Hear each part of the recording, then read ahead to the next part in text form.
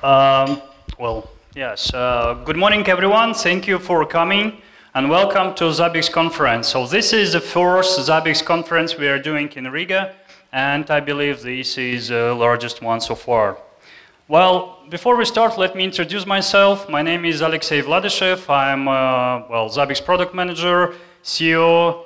Well, actually responsible for all design decisions, doing occasional coding, and so on. So, working on Zabbix since 1998. And traditionally, let me give you a few numbers about this conference. So this time, we have 189 participants from 28 countries. So this is 8 countries more and 37 people more comparing to the last year. So, and this is how top 5 countries looks like, excluding Latvia. So we've got 17 people from Norway, 11 from Germany, Estonia 10, Russia 10, and Netherlands 8. And this is a list of countries sorted by number of visitors. So Belarus, Finland, France, Italy, United Kingdom, United States, Belgium, Lithuania, Poland, Slovakia, Ukraine, Bosnia-Herzegovina, Japan, Austria, Czech Republic, Israel, Brazil, China, Denmark, Kazakhstan, Pakistan, and Spain. So some of you really made a very long way to be here. And actually, I very welcome those 13 people who visited all Zabbix conference. Well, I guess I know all of you. Yeah, so well. You're very, very welcome. And as always, I would like to thank our sponsors. If you ever organized a conference, you know already how important it is to have a support from a sponsor. So this time, I'd like to thank our gold sponsor, Uniready company. This is our premium partner from Brazil. And well, Mr. Luciano is here. And I'd like to thank Entity Com Technology, our premium partner from Japan. And also Alenta, this is a certified partner from Spain. And also we have a couple of media sponsors. It's a CoreSource.lv, it's a Latvian media portal who is writing about news, well, some tech news. And Nozre.lv, one of the leading business portal here in Latvia. So my advice, as always, get most of the conference. It's a huge concentration of Zabbix knowledge here. So we've got all Zabbix team, well, developers, our sales guys, marketing. Well, we've got very experienced Zabbix users which are running very, very large installation in complex environments. So, and 20 speakers, so don't be shy, ask questions. Yeah? So ask questions if you'd like to learn more. And also, traditionally, I'd like to give you just some sort of progress report, what we achieved within, well, since the last conference. Well, at the end of the last year, we released Zabbix 2.2. Yeah, so it was released in November, and 2.2 is so-called LTS Release. So LTS means long-term support, so Zabbix 2.2 will be supported for 5 years. Okay, so this is long-term support for 5 years. Also, we had Zabbix 2.4 released, but I will talk about Zabbix 2.4 a little bit later. We have a little bigger Zabbix team now, so plus 2 people, so 32 people working currently on Zabbix. And we have 2 offices. One office is here in Riga, where all development is going on, and we also have another office in Tokyo in Japan. So, so now we've got 32 people working full-time on Zabbix. Well, technical support, developers, marketing, sales, it's all there. Well, we have some news from Japan. We moved to a bigger office there. So now we have some more space to grow. We have a space to do some trainings in our office. And actually, it's very close to the same location. It's close to Shimbashi Station. So if you ever happen to be in Tokyo, so please come by. You're very welcome to our office in Tokyo. Also, this year, we've got 12 more partners. And this is a map of our partners. As you can see, we've got partners everywhere in the world. Maybe the only exception is Africa, but we are working on this. So we've got partners in North America, South America, We also have got partners in Asia, in many different partners in different countries in Western Europe, Eastern Europe, Russia, Australia, Japan, well, Brazil, Canada, United States, almost everywhere. And also, we've got more training partners. So training partners, they can provide official Zabbix trainings and then can issue original Zabbix certificates. So this time we have 13 training partners in Brazil, Belgium, France, Germany, Italy, Japan, and Norway. So currently training is delivered in many different languages. So it's English, well, Russian, Dutch, Spanish, Portuguese, Italian, Japanese, German, French, Latvian, and Norwegian. And actually, I think at this point of time, most of the trainings are delivered by our partners, not directly by Zabbix company. So, and since last year, we had more than 1,000 of people trained. Yeah, and these just a few pictures from different training sessions around the world. Well, Japan is a quite special market for us. In Japan, we have we actually produce and distribute Zabbix hardware appliance. It's called Zabbix Enterprise Appliance.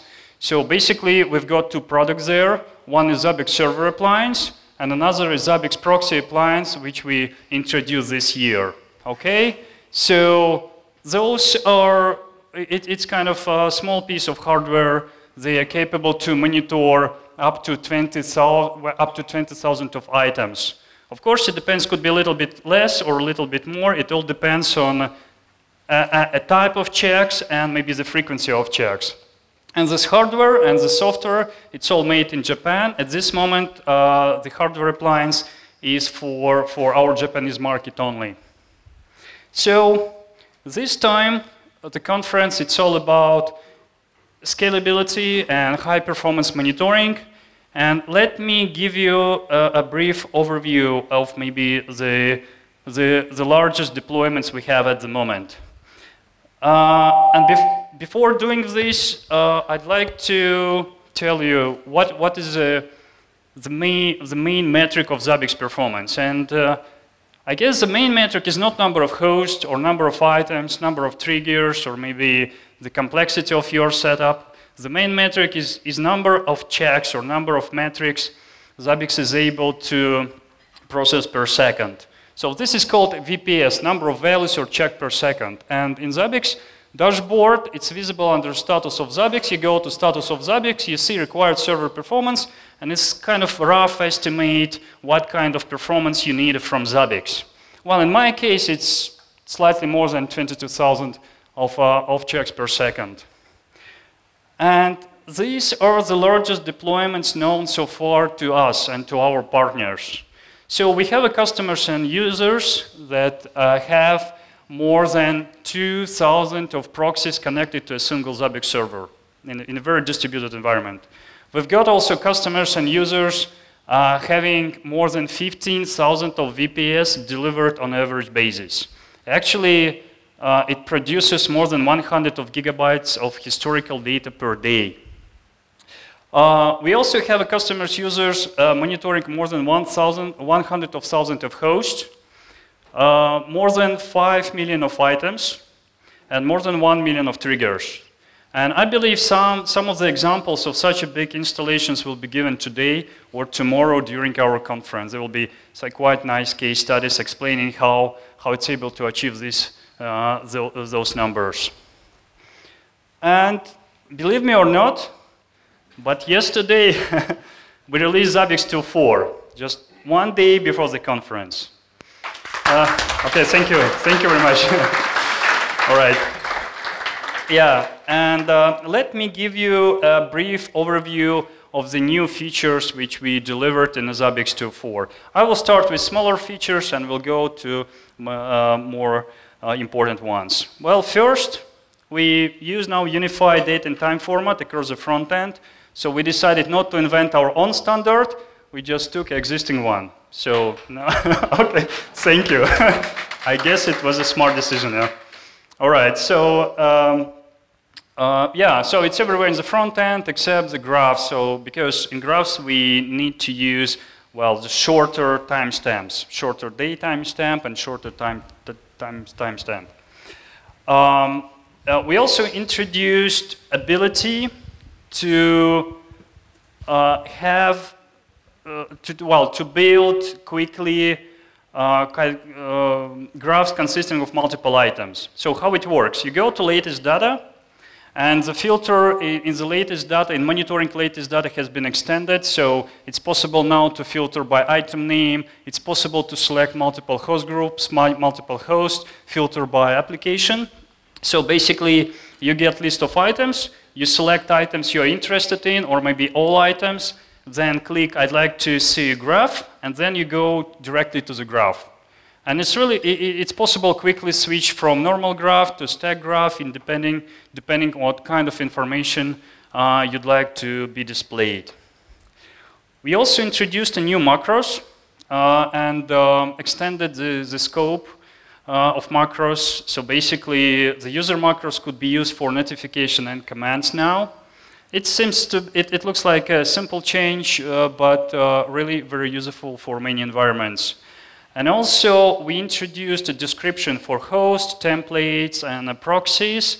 And the description could be used as a macro in notification and also for maps. So if you're building a big map, so you can include host description and to be displayed as a label of a map element.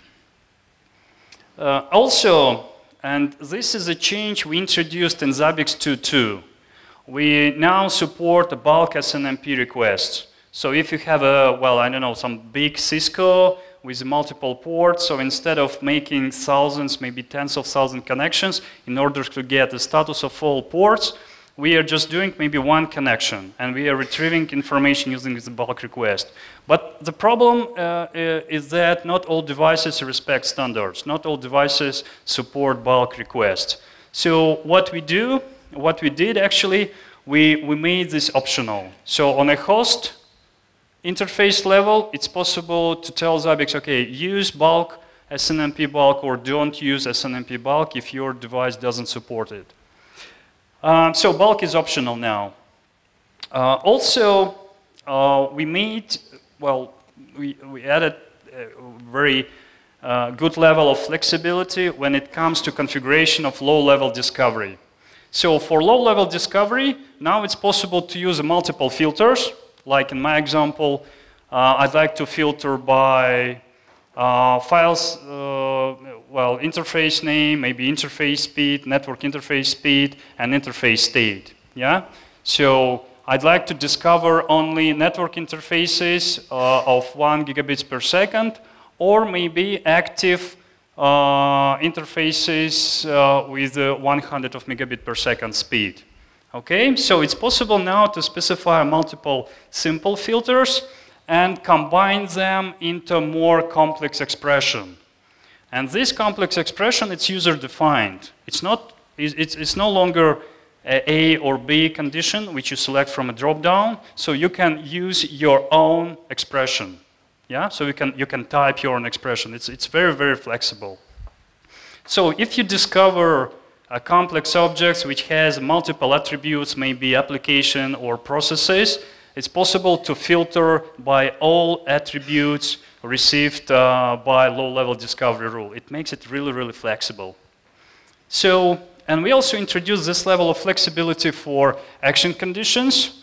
Again, when you configure action, you specify, number of filters for events, and then now it's possible to specify your own expression. It could be very complex expression, like in this case. For example, I'd like to discover problems with MySQL or performance problems with CPU or disk, maybe some disk I/O problems or something.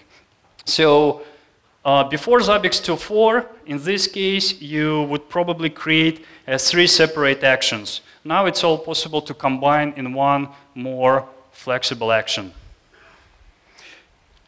Another change we made in Zabbix 2.4, we changed actually the syntax of triggers a little bit. And this change is not backward compatible. So what we did, those pipes, hashtag, and were renamed to or, not equal, and. All right? We introduced also new operators, less or equal, more or equal, and not.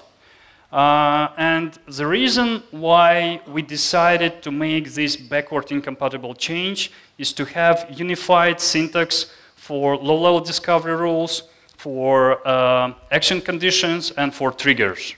So instead of using pipes and ampersands, you just use and or everywhere. So if you define any condition in Zabbix frontend, you just use and or.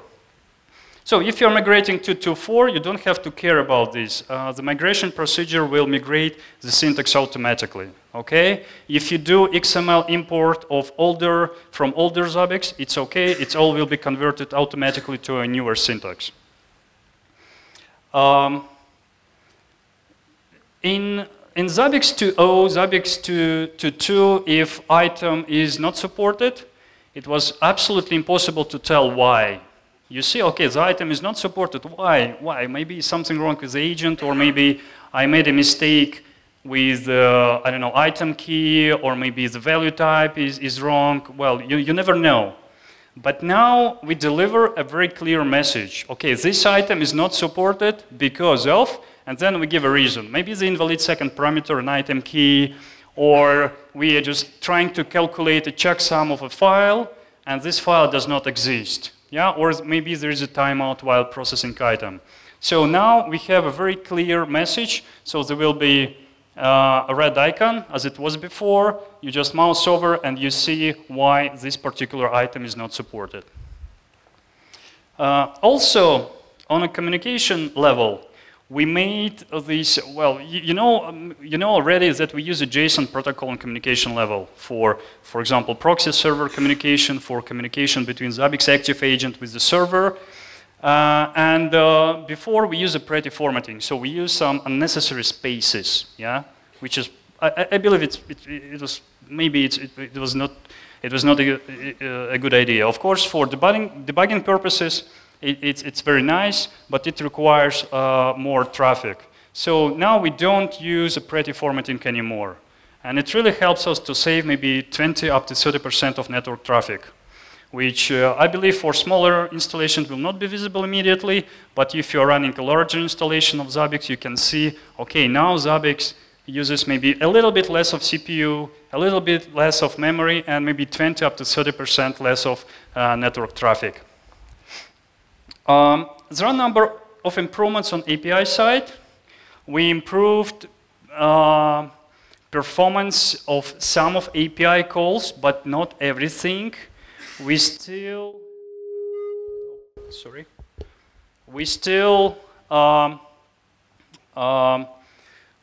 made no performance improvement for template-related operations. It's coming in next major release. It's a huge amount of work.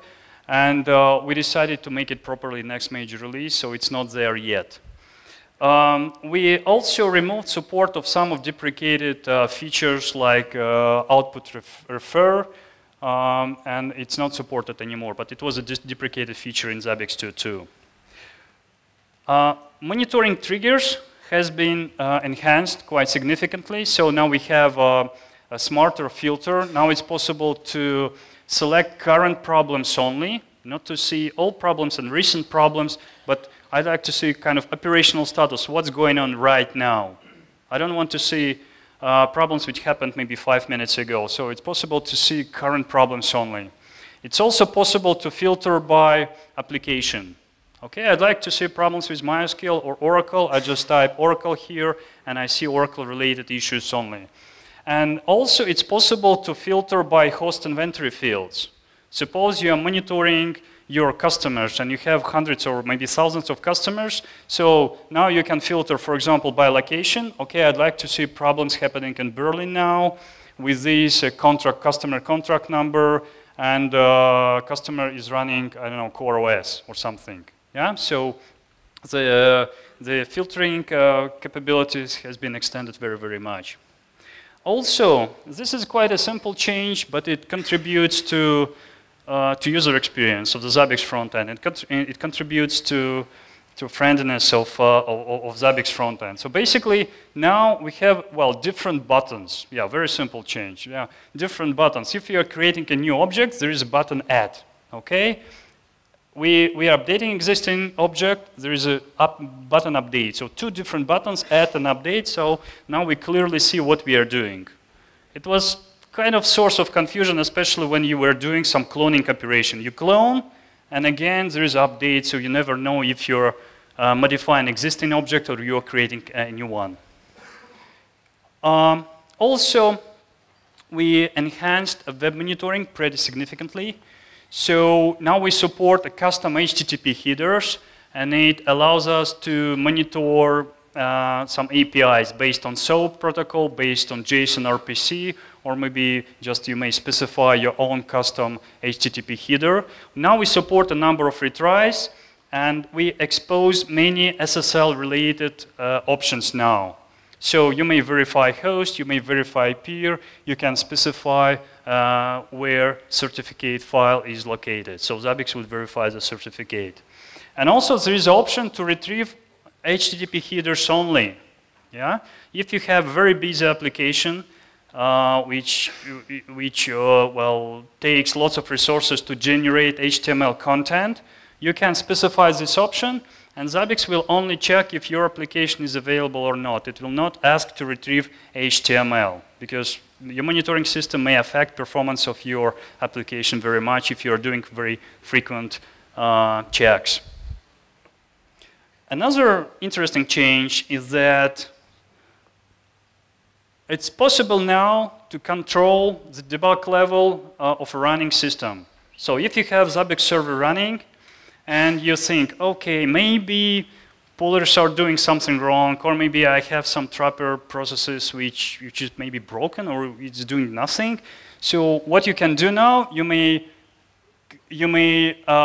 increase debug level of Zabbix server while it's running. Okay, may increase it or decrease it. And it's really useful feature, especially for remote support. Okay. Okay. All right, yeah, so, yeah. For example, when our support guys connecting to a customer system, of course, we need to gather some information, some debug information. The only way in Zabbix 2.0 and 2.2 was to increase debug level and to restart Zabbix server. Yeah, and it's not good, of course. Now it's all possible to make at runtime. So no restart is needed to decrease or increase debug level for a class of processes. So you can increase debug level for all pullers, or for all trappers, or for individual trapper or individual puller. Okay, puller number 3 or trapper number 5. Yeah, it's all possible now. And the last. Okay, so node-based distributed monitoring was finally removed. Okay, this is the change we discussed during the last conference. And let me remind you what kind of problems we had with the node-based distributed monitoring. First of all, it didn't guarantee consistency of configuration data. Okay, and let me remind you what is node-based distributed monitoring. Is when you have number of Zabbix servers, nodes, and all Zabbix servers are connected to have some sort of distributed monitoring, and these nodes are interconnected with each other. So this setup, it didn't guarantee consistency of configuration data because we did a master-master replication of configuration. And if there is a network split, you are doing significant changes on one node, another node, communication is back, there could be some conflicts, and there was no way to resolve those conflicts in an automatic way. Okay, so another problem is it didn't scale well enough. It worked well, okay, hundreds of hosts, maybe up to 100 of hosts, depending on number of items, number of checks, of course, but it didn't scale well enough. The ideas we used, they were not so good because the computation of configuration changes requires so much disk I/O, so much CPU power. So node-based monitoring is not supported anymore.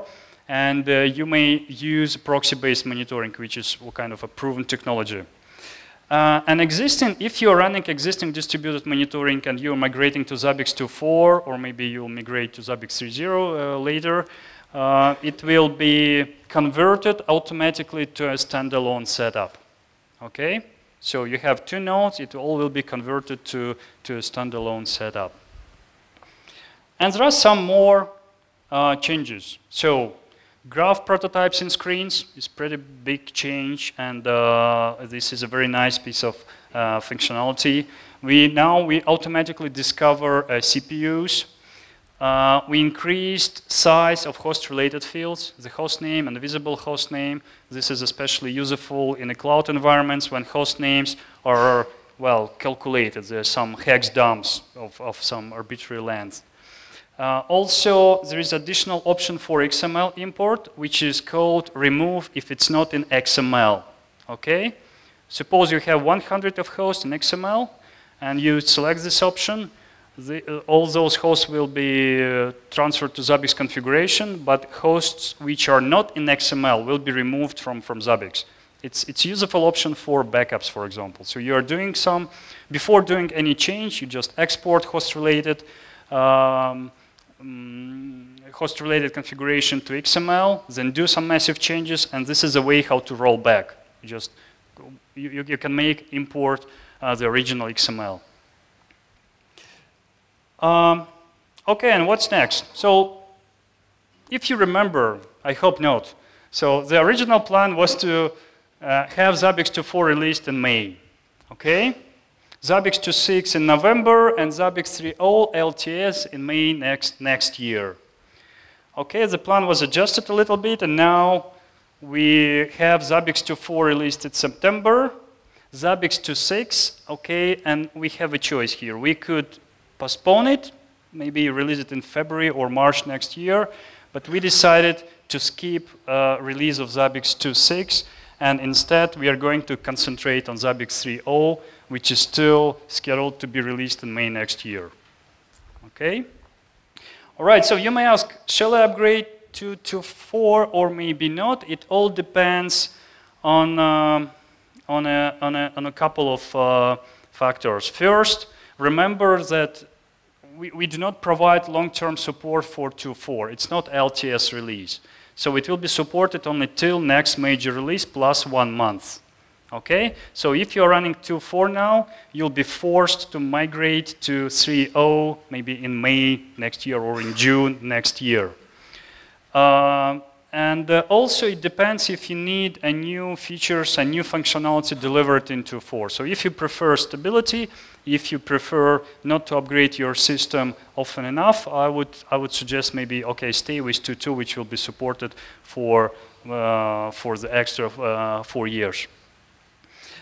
If you ask me about the estimated upgrade time, it will be 30 seconds, maybe up to 5 minutes on a very large installation. It all depends on size of the configuration data. We don't touch history, so upgrade time. So historical tables are not affected at all. So history, trends are exactly the same. No changes in the database. So the time will be 30 up to 5 minutes. So it's pretty quick. And once again, node-based distributed monitoring will be automatically converted to standalone setup, and it will take time. It will take time because in this case, historical data is affected also. We need to convert IDs from older format to a new one, and it's really CPU and disk I/O extensive process. All right, so that's it, and well, enjoy the conference. Thank you very much. Thank you.